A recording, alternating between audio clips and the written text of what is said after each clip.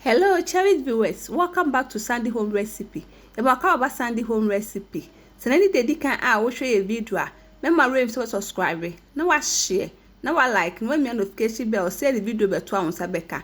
If you want to chocolate muffin, you use 1 cup all-purpose flour, 3 tablespoons sugar, 1 teaspoon baking powder, 1/4 teaspoon salt, 1.5 tablespoon unsweetened cocoa powder. Now I'm mixing it now. What mix here no? Now the 1 egg. Aka 1/3 cup milk, 1 teaspoon vanilla, half teaspoon baking soda, 2 tablespoons sunflower oil. Now we're beating that together.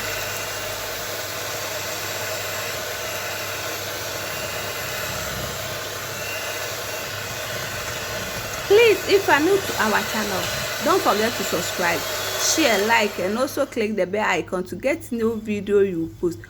We are now going to prepare baking pie.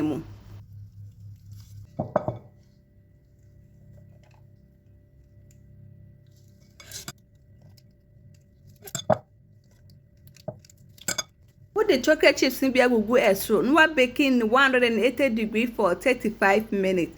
After 35 minutes, no manager, no serve it. Please, if you are new to our channel, don't forget to subscribe, share, like, and also click the bell icon to get new video you post.